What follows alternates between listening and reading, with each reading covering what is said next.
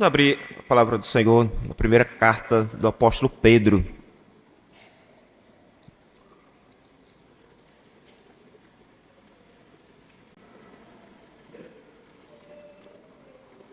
Primeira de Pedro, capítulo 1, verso 1 ao verso 12.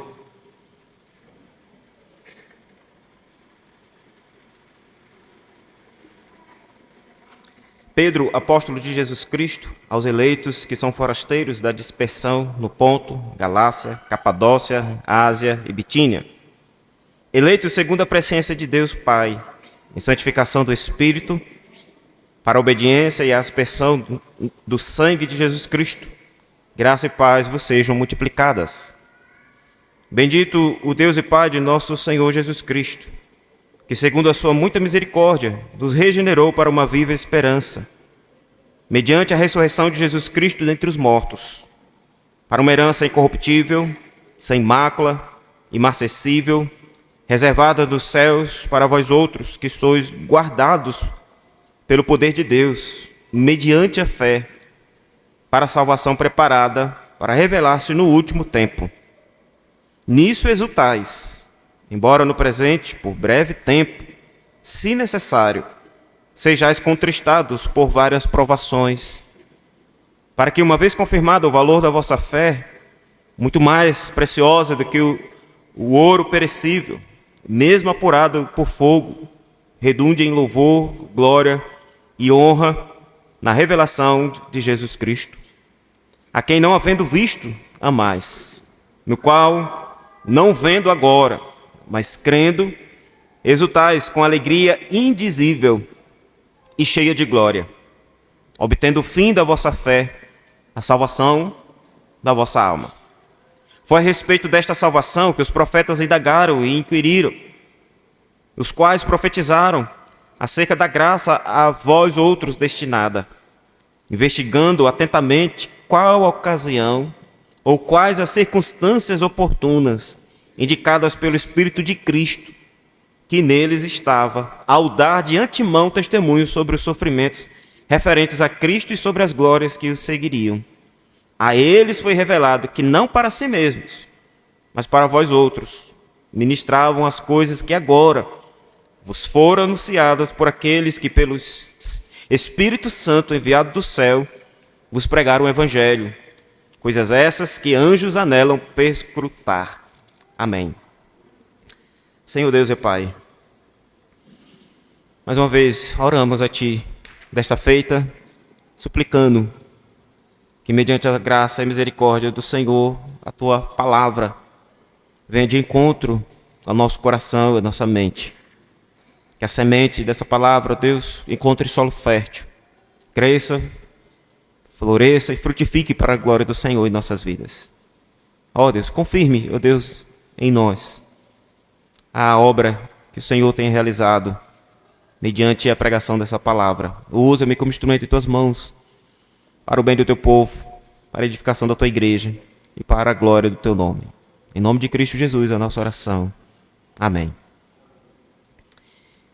Irmãos, esse é um texto talvez bem conhecido, a gente já até meditou em outros momentos, alguns trechos, mas ontem, na classe do Catecúmenos, nós falamos sobre a ordem da salvação, ou a Ordo Salutis, como os reformadores falavam ou descreviam. E nós vimos o processo desde a eleição do povo de Deus, antes da fundação do mundo, até a glorificação desse mesmo povo que o Senhor vem realizar. E falando ainda nesse aspecto, eu quis trazer aos irmãos a verdade que o apóstolo Pedro traz como encorajamento, lembrando dessa obra maravilhosa que foi realizada, que está sendo feita e que chegará à sua plenitude no tempo devido, para que nós também sejamos encorajados, para que nós também sejamos lembrados delas, para que nos dias difíceis e que vivemos e que virão, nós sejamos fortalecidos de que a nossa vida está nas mãos de um Deus soberano, que não é pego de surpresa, que do início ao fim a sua obra em nossas vidas foi elaborada, pensada, está sendo desenvolvida e chegará ao seu resultado final, como o apóstolo Pedro vai descrever aqui. E ele faz isso, meus irmãos, primeiro porque o seu público eram irmãos dispersos, foram para regiões cada vez mais distantes de Jerusalém e precisavam, por meio de cartas, receber esse encorajamento. Porque por vezes nós também, assim como eles, enquanto na nossa vida comum, diária, no trabalho, nas circunstâncias, nós nos deparamos com dificuldades, tribulações que estão presentes, que são parte do processo em nossas vidas. E lembrar dessas verdades nos fará reconhecer a gloriosa obra de Deus o Pai por meio do seu Filho, que está acontecendo. Grande parte dela se fez, concluída. Outra parte está sendo desenvolvida em nós, e nós veremos aqui qual é ela. E outra, nós somos encorajados a continuar com perseverança, firmados com essa grande expectativa dessa obra que se completará. Por isso é importante, nesse dia do Senhor, nos lembrarmos. Razão esta que daqui a pouco também estaremos diante da mesa do Senhor, cultuando a Deus, e a mesa também nos faz lembrar dessas verdades. Nunca foi tão necessário nós nos lembrarmos das bênçãos do Senhor anunciadas no Evangelho. O Evangelho não é só para a evangelização daquele que está perdido nas trevas, mas o Evangelho também é para o nosso fortalecimento, nosso encorajamento, como também a nossa exortação. Porque enquanto estamos aqui na expectativa da obra ser completa, a obra redentiva ser completa em nossas vidas, até o resgate final do povo de Deus, o Senhor nos dá responsabilidades, deveres, até que tudo isso aconteça.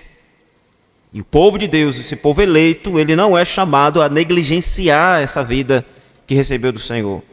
Eles são chamados a viver de modo digno e aceitável dele.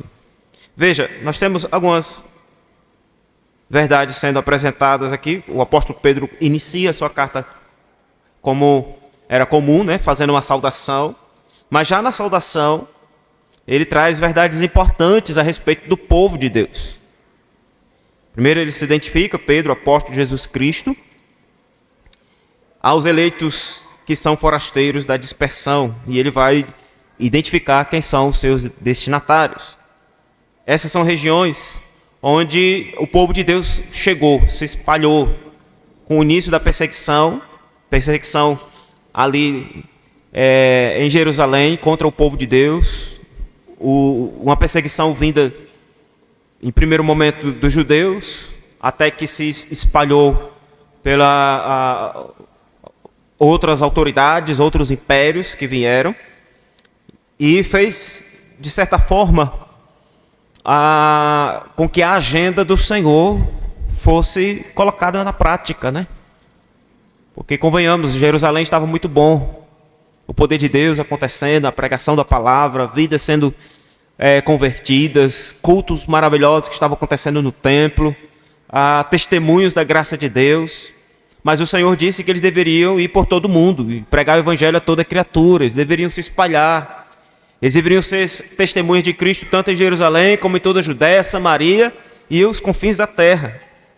Então, a perseguição veio para que essa palavra de Deus se cumprisse, fosse uma realidade.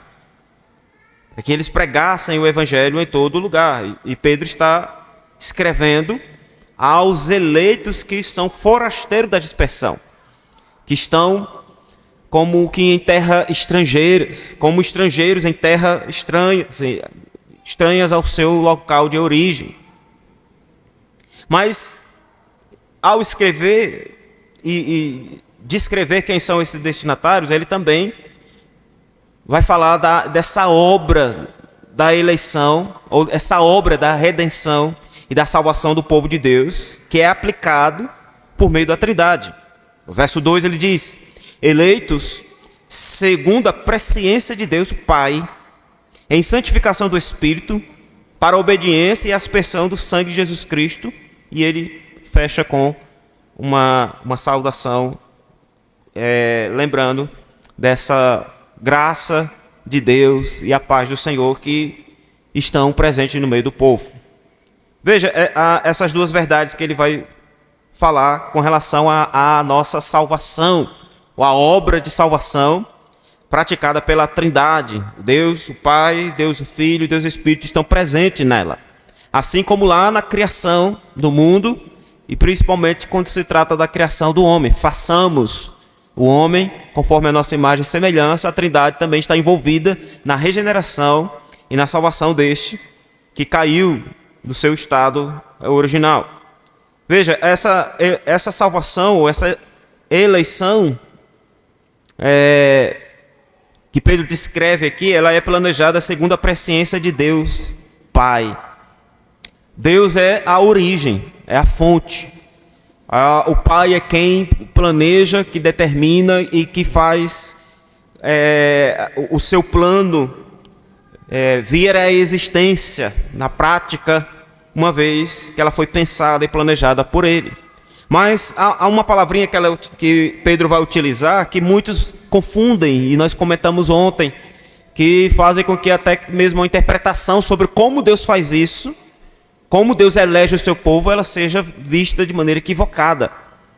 Essa palavra que é utilizada aqui como presciência, Pedro não está se referindo a ela como uma previsão, algo previamente visto, algo que foi possível de Deus perceber antes mesmo que acontecesse, e por causa dessa percepção ele agir.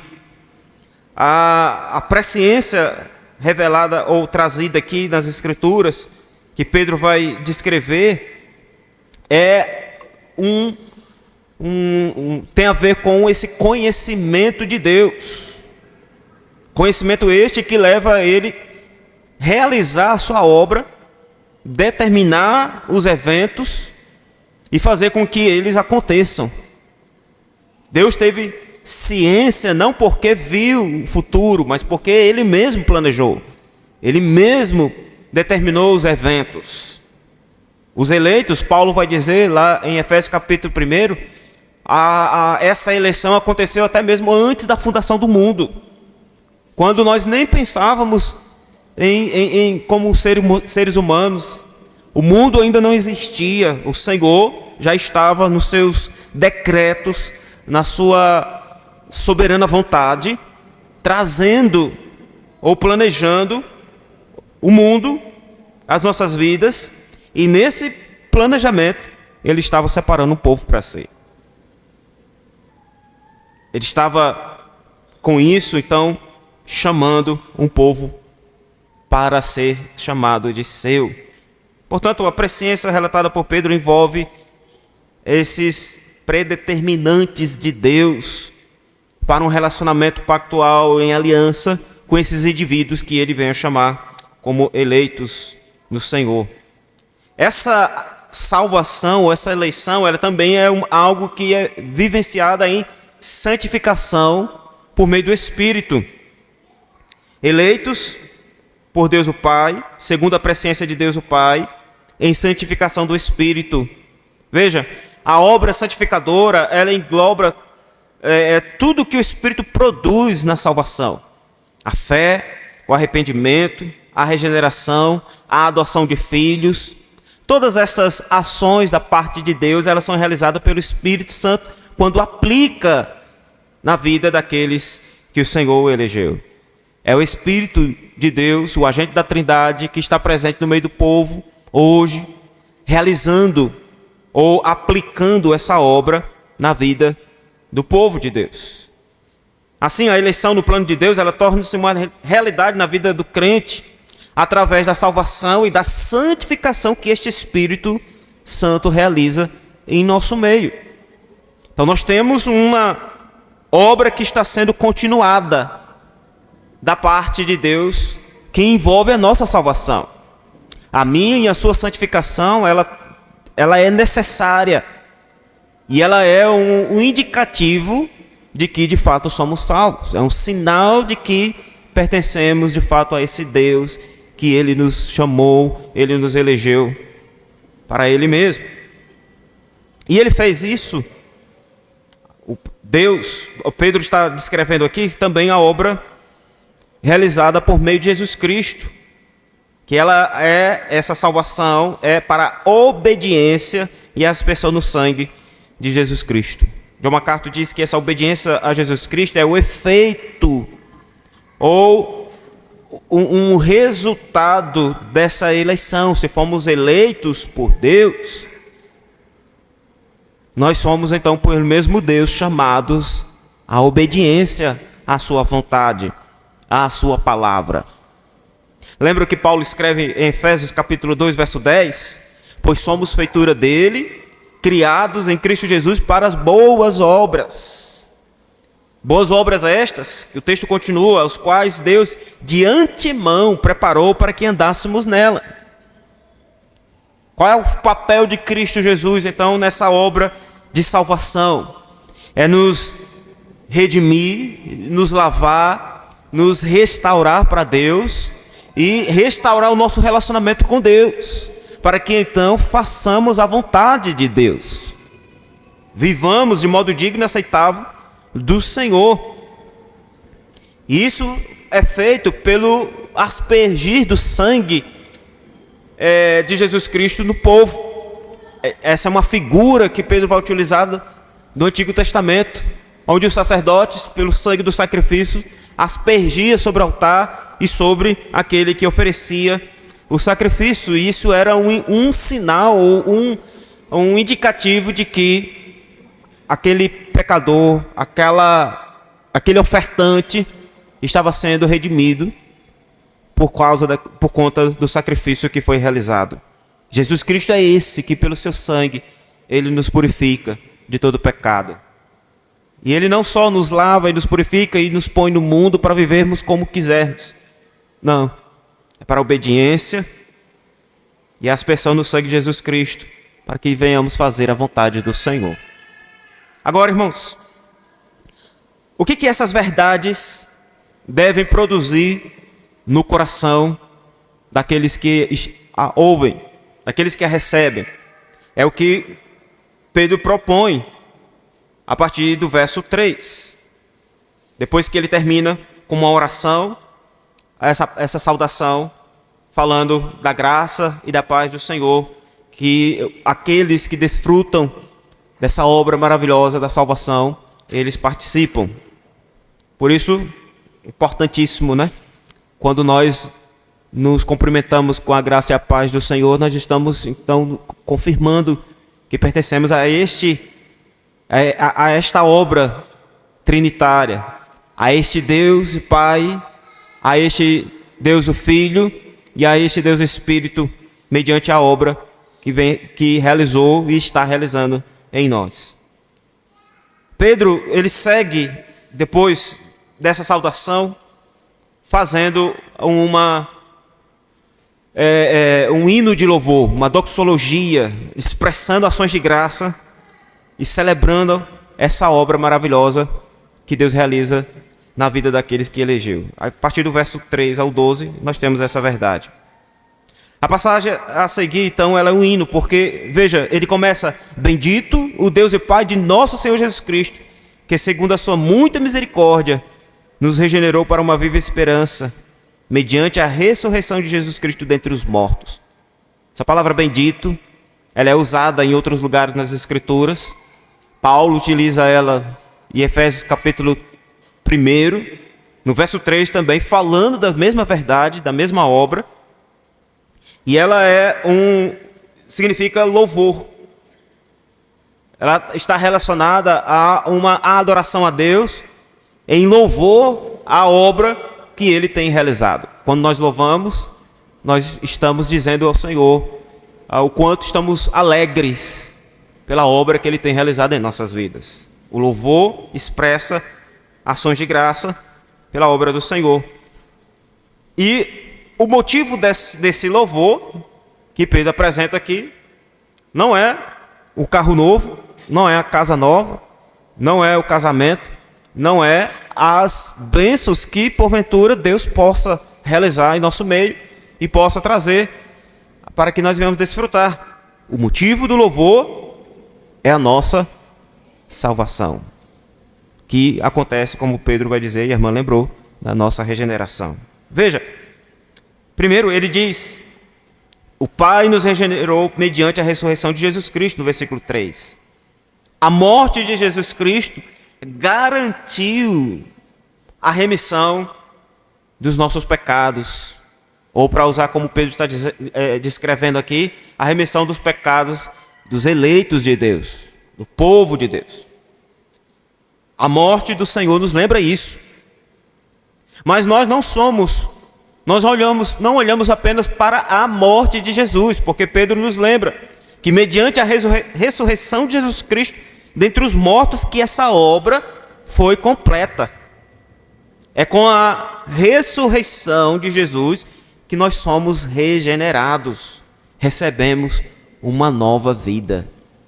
Com a morte, os nossos pecados são perdoados, a culpa que estava sobre nós, ela é paga, a dívida ela é paga, o ato declaratório de Deus para nós agora não é de culpados, mas de justificados.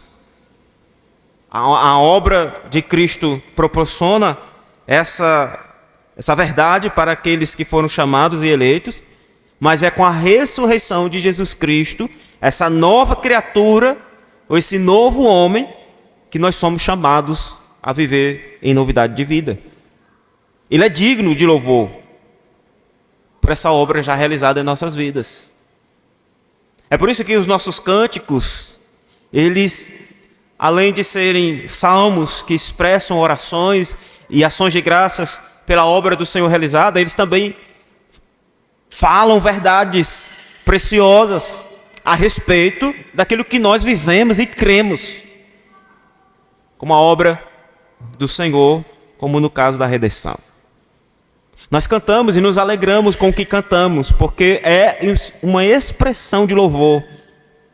Nós estamos dizendo: bendito Deus, louvado seja Deus, pela sua obra maravilhosa. E a que Pedro expressa aqui é essa obra da regeneração das nossas vidas. Segundo, ele diz que essa nova vida que recebemos, ela tem, ela é um resultado na vida do homem que produz garantias. Ela é garantida por uma herança imperecível e perene nos céus. O verso 4, o verso 5.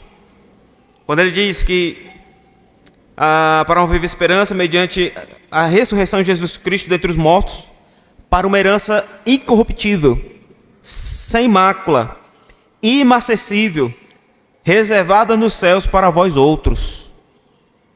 Essa linguagem de herança nós conhecemos bem, e ela não muda aqui no contexto de Pedro. A herança é algo que você recebe, ou você tem a receber, que alguém deixou para você, ou alguém está guardando para o momento ou a ocasião certa. E Pedro diz que há uma herança, há uma bênção que está sendo reservada, que está sendo guardada para o povo de Deus.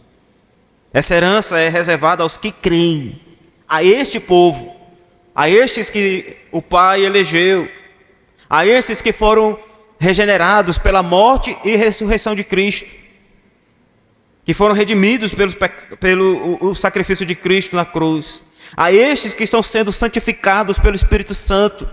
Esse mesmo Espírito está preparando nossos corações, nossa mente, enquanto ainda nessa terra, a obra da santificação significa isso, para recebermos a herança. Nós temos, no nosso contexto, quando filhos receberam uma herança, há uma determinada época que eles podem receber e administrar por ele mesmo. Até lá eles precisam de um tutor ou um responsável. Porque as nossas leis estão dizendo com isso que é necessário uma certa maturidade uma idade apropriada para que receba essa herança, tenha condições de administrar de maneira correta. Em outras palavras, Pedro está fazendo isso com a gente, com o seu público e nos ensinando aqui. Existe um momento apropriado, existirá um momento apropriado e devido, onde essa herança nós a receberemos de maneira final. Um indício, um indicativo dela nós já experimentamos. E estamos sendo preparados para que, na sua totalidade, nós tenhamos isso como parte da nossa vida de maneira final. Agora, é curioso que Pedro ele não entra em detalhes de que herança é essa. A gente tem alguns indicativos nas Escrituras, mas ele apenas vai descrever que essa herança ela é incorruptível, sem mácula e inacessível. Quando ele diz que ela é incorruptível, ele está dizendo que ela não pode ser corrompida, ou se envolver, ou se manchar. Significa que não só que ela não será corrompida, mas que também não pode ser corrompida. Não há condições. É aquilo que a gente espera dos nossos governantes. É o discurso que os candidatos estão fazendo agora nas suas entrevistas, que são contra a corrupção, que estão combatendo, que estão preparados e criando mecanismo para inibir, impedir e até extinguir a corrupção de uma vez por todas. E a gente sabe que o nosso próprio coração corrupto, a nossa própria inclinação, a gente duvida que isso de fato venha acontecer aqui nessa terra. Nós acabamos de ler, o pecado é a transgressão da lei e é o que nós mais fazemos. Mas há uma herança incorruptível, que ela não vai ser dada a pecadores como eu e você, enquanto estamos aqui neste mundo, para que não venhamos a desviá-la do seu propósito, não fazê-la corrupta, mas usá-la de maneira corrupta. Pedro nos lembra, ela não pode ser corrompida, não será destruída com o tempo. Nós podemos ter a certeza de que haveremos de receber e desfrutá-la no momento certo. Ele ainda diz que ela é sem mácula. Isso tem a ver com defeitos. Não há defeitos, não há mancha. O que significa que ela é perfeita. Não se trata de uma herança adquirida de maneira suja e corrupta e que precisa fazer inúmeros desdobramentos para que ela seja adequada, como a gente também vê nos nossos dias, lavagem de dinheiro, corrupção, e notas frias e desvios e tantas coisas para que no final alguém seja favorecido mediante trazendo engano e leseira a outros. Essa corrupção que está reservada nos céus, ela é sem defeito. Ela está sendo tão protegida por Deus que nada pode contaminá-la ou manchá-la. Ela também é inacessível. E aqui tem a ver, está correlacionado com o que ele acabara de dizer. Ela não murcha. O que significa que essa herança não perderá o seu valor com o tempo. Ela continua preciosa, continua valendo o mesmo preço. Ela está reservada para o povo de Deus, que sois guardados pelo poder de Deus, mediante a fé, para a salvação preparada para revelar-se no último tempo. Aí nós nos perguntamos, irmãos, nós não já recebemos essa salvação? Nós não já vivemos essa salvação que Pedro descreveu aqui no início e agora está dizendo que ainda receberemos? É claro, ele está falando do momento final. Nós somos salvos da ira de Deus, estamos sendo salvos da presença do pecado, por meio da santificação, e seremos salvos de uma vez por todas do pecado e deste mundo, de todas as mazelas, quando o Senhor Deus, por meio do seu Filho, vier buscar o seu povo. É esta salvação que Pedro está dizendo que está sendo preparada para revelar-se no último tempo. Com esta palavra ele traz encorajamento àqueles que estão agora de repente chorando, lamentando o que estão padecendo e sofrendo. A perseguição que eles vêm sofrendo por causa do nome de Cristo. O anseio do coração deles deve estar além daquilo que eles têm padecido naquele momento. Deve estar nesta salvação. A esperança nesta herança incorruptível, sem mácula e inacessível.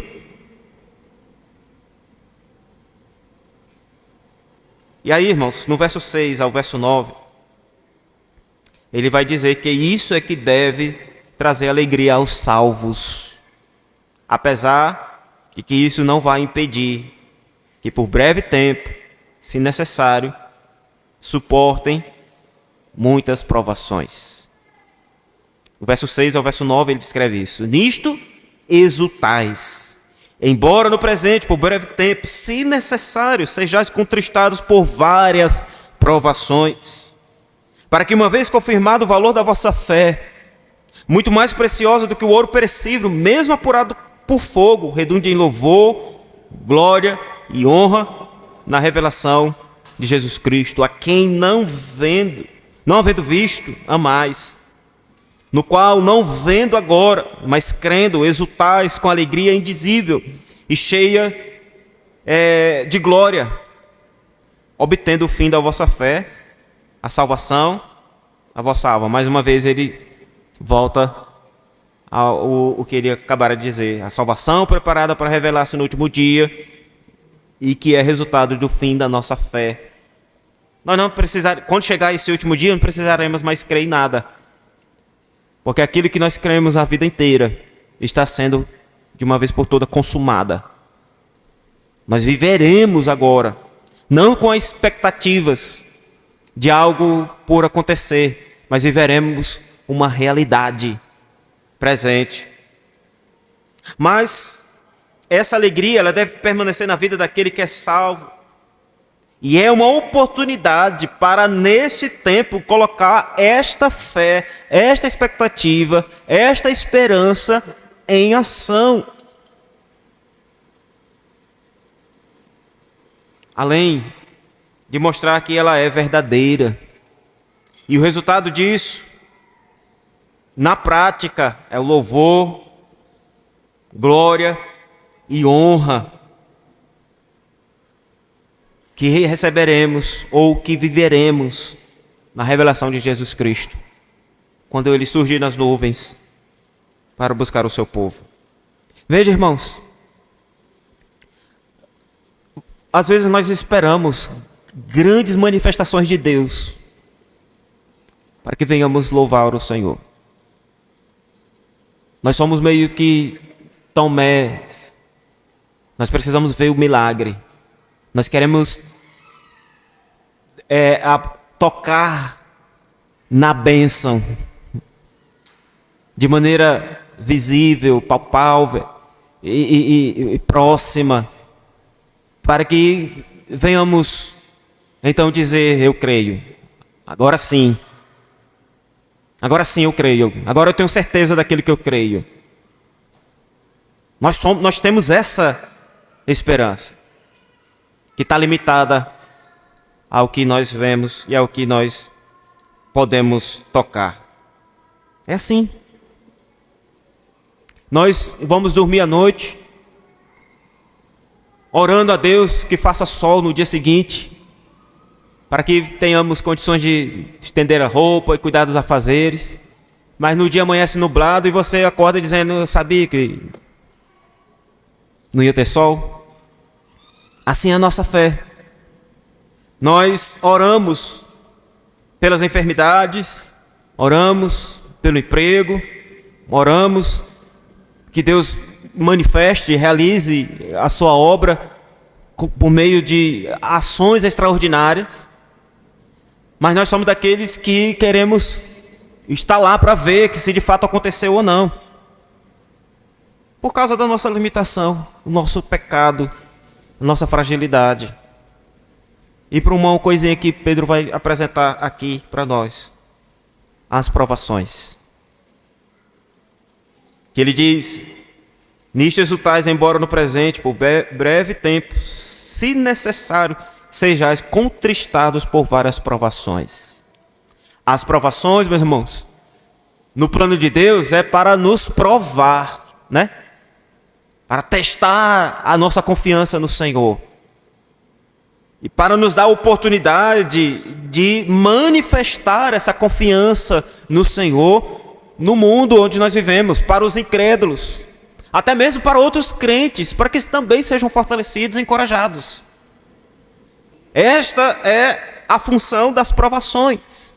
Quando o Senhor diz: no mundo passais por tribulações, mas tende bom ânimo, eu venci o mundo. Ele estava dizendo que elas não iriam nos destruir, elas não iriam nos separar do amor de Deus que está em Cristo Jesus. Mas o problema é que essa palavra, ou esse contexto de provações, como nós vivemos hoje, machuca a gente, dói, traz noites e noites sem sono, nos leva a chorar por vezes,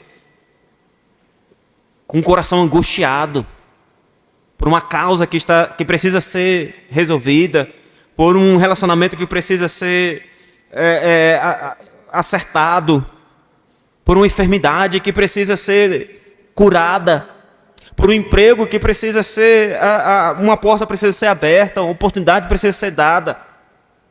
As provações, no nosso contexto, quando nós não estamos com esse olhar que Pedro quer que nós estejamos, elas têm um aspecto não só ruim, mas parece que nós estamos sendo destruídos. Parece que essas bênçãos que Pedro está louvando aqui, essa herança incorruptível, sem mácula, inacessível, essa salvação preparada para revelar-se no último dia, parece que isso está muito longe. Parece que isso, eu não tenho participação nisso. Outros vão desfrutar, eu não. Porque quando nós vivemos estas provações, essas lutas, é quando nós nos esquecemos de quem é Deus. Nós esquecemos das suas promessas. Nos esquecemos dessa obra maravilhosa, redentora, já realizada. O maior de todos os milagres que poderia ter acontecido em nossas vidas é esse resgate de Deus das nossas vidas que estavam nas trevas. É esta regeneração, é esse preço pago com o sangue do Filho de Deus para a remissão dos pecados. E nós achamos que Deus não é capaz de resolver ou de ajudar a passar pela prova e pela tribulação que você está vivendo. Agora veja qual é a razão delas, meus irmãos. Verso 7, Pedro diz: para que, uma vez confirmado o valor da vossa fé, muito mais preciosa do que o ouro perecível, mesmo apurado por fogo, redunde em louvor, glória e honra na revelação de Jesus Cristo. Esse texto, aqueles adeptos da teologia da prosperidade, eles arrancaram esse versículo da Bíblia deles. Porque para eles, um sinal e um indicativo de que estão vivendo de maneira próspera é o ouro. É as preciosidades desta vida. É as riquezas que nós podemos alcançar e conquistar e receber. Isso é um indicativo de uma vida próspera. Isso é um indicativo de uma vida que, olha, eita, Deus bom. E a gente canta, a gente louva, a gente, né? Os vizinhos até ficam curiosos o que foi que aconteceu, porque nós estamos lá com a garganta cantando hinos de louvor a Deus, só vitória, bênçãos. Façamos isso, irmãos. Louvemos ao Senhor com entusiasmo, com alegria. Quando as portas se abrirem, quando as bênçãos do Senhor nesse aspecto acontecerem em nossas vidas. Isso é bom. Nós somos chamados a louvar ao Senhor em todo tempo, em tudo. Isso é maravilhoso. Mas Pedro diz que o que deve ser motivo de louvor, de louvor, glória e honra, quando Cristo vier, estará em nossos lábios. Esse louvor é, mesmo que por breve tempo sejamos contristados por várias provações. Se estamos sendo provados, se estamos sendo chamados a testemunhar da fé e da graça de Deus, é porque o Senhor nos chamou, o Senhor nos elegeu, o Senhor nos salvou, o Senhor nos redimiu, o Senhor tem uma herança imarcessível, incorruptível, sem mácula. Ele tem preparado para nós algo maior e melhor. E por isso, as provações, elas existem. E aí, meus irmãos, o verso 8, ele conclui esse chamado, dizendo que devemos crer, crendo, exultais com alegria indizível e cheia de glória, obtendo o fim da vossa fé, a salvação da vossa alma. Isso deve trazer gozo ao nosso coração e alegria. É claro, irmãos, com isso eu não estou dizendo que, ao invés de abraçarmos a teologia da prosperidade, devemos abraçar a teologia da sofrência. Não é isso a intenção do Senhor. Nós não sofremos o tempo todo.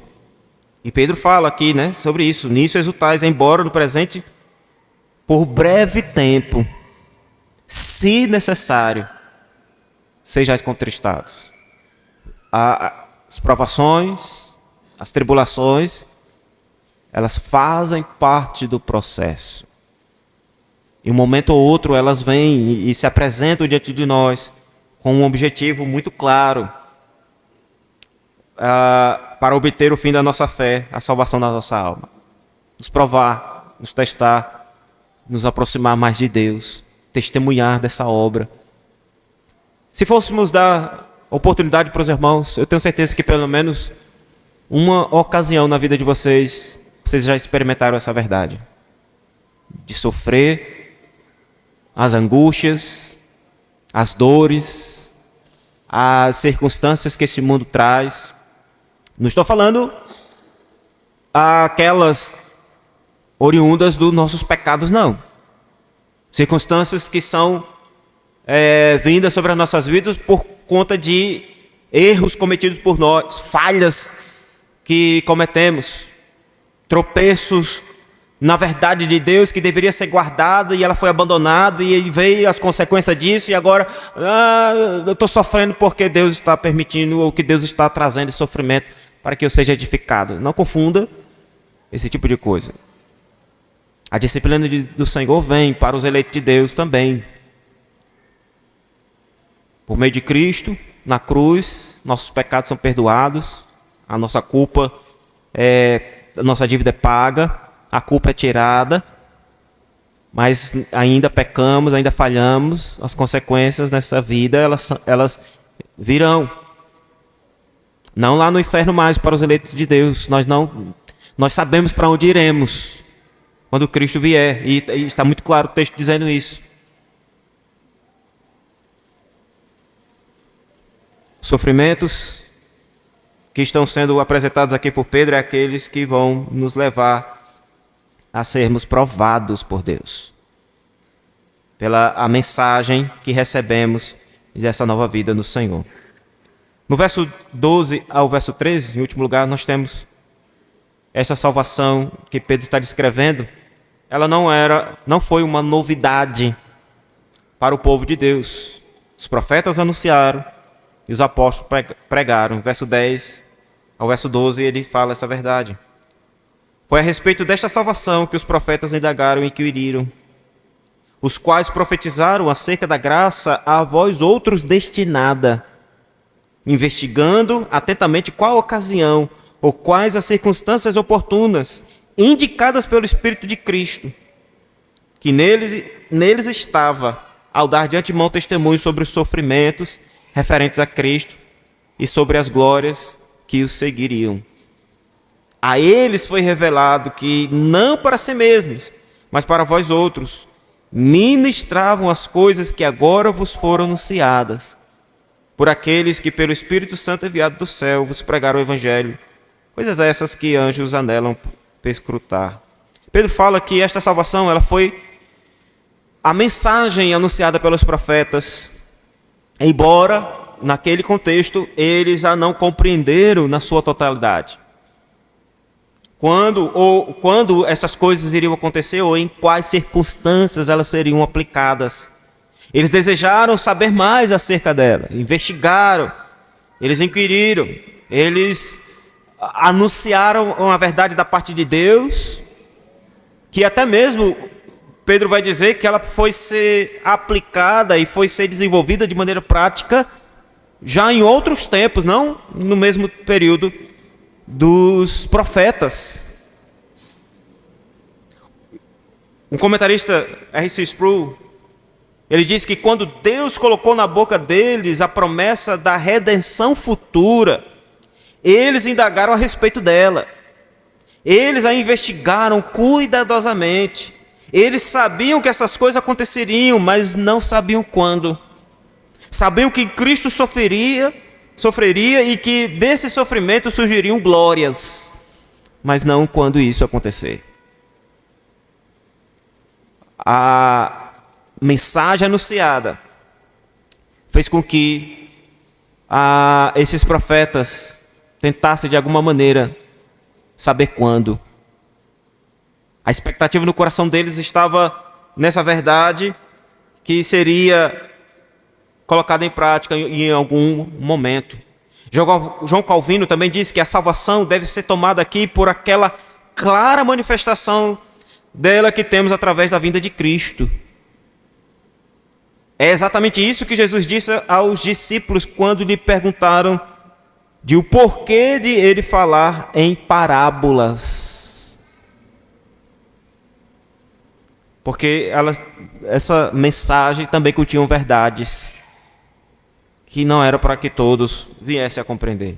Conforme o apóstolo Pedro, então, as profecias tiveram um conhecimento limitado a respeito da graça salvadora que o Cristo haveria de cumprir. A revelação ela foi dada em partes e uma complementando a outra, até que, na plenitude dos tempos, o Filho de Deus viesse a este mundo. E uma vez que veio e realizou a obra, agora os apóstolos, diferente dos profetas, eles anunciam não uma obra a ser realizada pelo Messias, mas uma obra já realizada. Eles tiveram o privilégio de testemunhar e pregar, e esta é a maneira que estes eleitos e forasteiros da dispersão, receberam o Evangelho. Nós fomos eleitos na eternidade, fomos chamados e somos chamados por Deus nesta vida pela pregação do Evangelho. A fé, ela vem pelo ouvir e ouvir a palavra de Deus, como Paulo vai descrever aos Coríntios. É a palavra de Deus que nos chama, ou que chama esses eleitos a viver essas verdades, que foi anunciada pelos profetas, que foi praticada por Cristo, e que é pregada pelos apóstolos, e que é nosso dever como igreja, viver e anunciar. Ambos os profetas e apóstolos pregaram movidos pelo Espírito Santo, que Pedro vai dizer aqui que é o Espírito de Jesus Cristo. O Antigo e o Novo Testamento falam desta mesma mensagem, dessa mesma realidade. Eles foram salvos mediante a fé nessa mesma promessa de salvação. E daí a importância das Escrituras serem anunciadas e pregadas e lidas na meditação de dia e de noite, porque elas falam dessa verdade que nós precisamos ser encorajados, que Pedro está anunciando aqui, que eu e você, que sofremos provações, que padecemos, devemos meditar para que haja alegria no nosso coração. Principalmente por esse grande privilégio que os profetas desejaram contemplar e não foi possível a eles. Mas tiveram a mesma fé que nós também somos chamados a ter. Essa mensagem é tão gloriosa e cheia de enigmas ao mesmo tempo, que não apenas os profetas indagaram, mas também Pedro vai dizer que os anjos a examinam. Pois diferente de nós, os crentes em Jesus, eles só conhecem a obra aplicada de salvação. Eles não têm a experiência pessoal desta redenção e salvação. Porque o Senhor morreu e derramou o seu sangue pelo seu povo, pela sua igreja. A prova do amor de Deus, por meio do seu Filho, é feita pelos filhos de Deus, e não pelos anjos. Eles se alegram quando os pecadores se arrependem dos seus pecados. Simon Kistemaker fala, inclusive, dessa verdade. Os anjos estão ao redor do trono de Deus. São mensageiros enviados por Deus para servir ao homem que herda a salvação. Eles se regozijam quando um pecador se arrepende e reunirão os eleitos nos dias de julgamento. Mas apesar disso, seu conhecimento sobre a salvação do ser humano é incompleto, pois desejam perscrutar, conhecer os mistérios da salvação.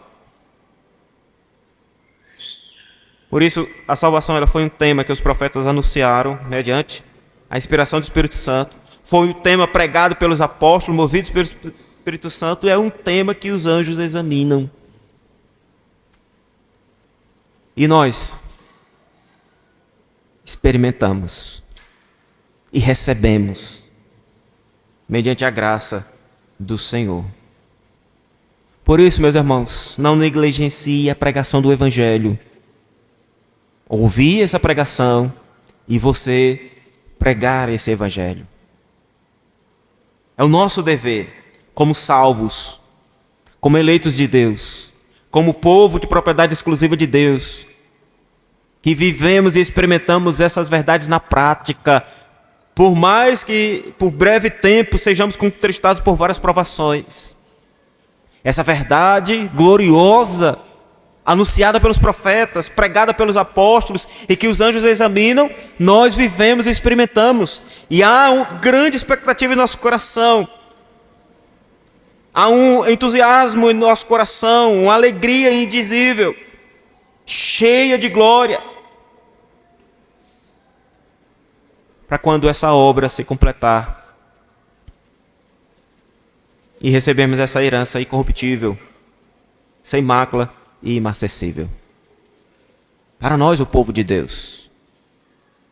Sim, o povo mais feliz da face da terra, porque é um povo bendito do Senhor. É um povo que louva ao Senhor pelas bênçãos de Deus derramada na sua vida. O homem sem Deus não compreende essas verdades, meus irmãos. Ele não tem o Espírito de Deus para lhes dar o entendimento. Os seus corações estão endurecidos, a sua mente está obscurecida pelas trevas. Os seus olhos estão cegos a essa verdade, os seus ouvidos tapados para essa verdade. Os homens sem Deus estão caminhando, buscando uma herança corruptível, perecível, manchada pelo pecado, pela iniquidade. Eles estão procurando algo para esta vida, glórias para esta vida, para este momento. Eles podem até, melhor do que muitos, com recursos, ter meios de viver aparentemente uma felicidade eterna. Mas é só a aparência, meus irmãos. O povo feliz, o povo que desfruta de uma alegria indizível, cheia de glória, o povo que tem uma esperança viva, o povo que desfruta de uma graça e uma paz de Deus que excede todo entendimento e que aguarda com grande expectativa o fim da nossa fé, a salvação da nossa alma de maneira plena. É esse povo eleito de Deus, é a igreja do Senhor, é aqueles que foram eleitos por Deus, estão sendo santificados pelo Espírito e foram redimidos pelo sangue de Jesus. E isso deve trazer alegria, isso deve trazer gozo em nosso coração. Criamos nessa verdade, meus irmãos. Viva essa verdade. Se alegre com essa verdade. Proclame essa verdade. E sigamos firmados nessa verdade, até que o nosso Redentor venha e sejamos atraídos para Ele mesmo. O texto que nós lemos, até que quando esse dia chegar, nós seremos semelhantes a Ele. Até lá, estamos sendo aperfeiçoados, mas um dia seremos como Ele é, e o veremos como Ele é. Estaremos na mesma condição, como santos no Senhor, justificados e remidos pelo sangue de Cristo. Que Deus abençoe nossas vidas e essas verdades sejam guardadas no nosso coração e traga alegria e gozo ao nosso ser, em nome de Jesus. Fiquemos em pé, irmãos.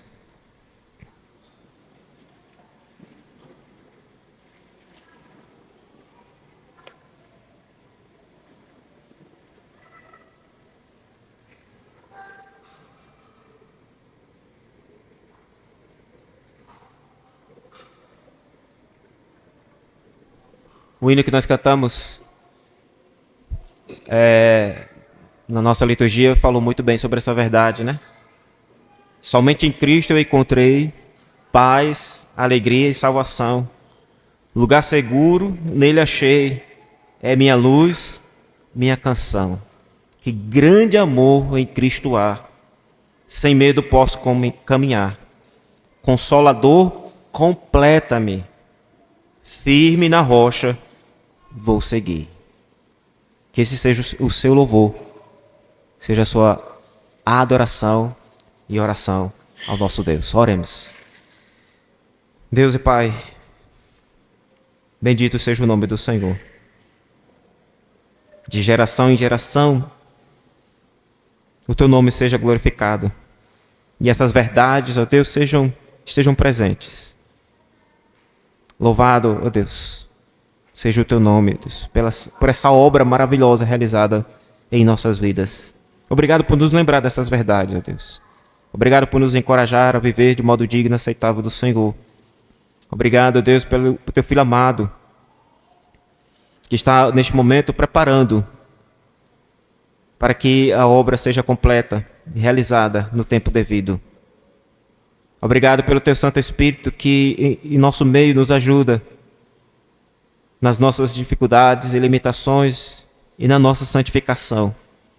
Ensina-nos, ó Deus, as tuas verdades, para que não nos desviemos dela. E a boa mão do Senhor nos guarde, nos livre de todo mal. Em nome de Jesus Cristo. Amém. Graças a Deus.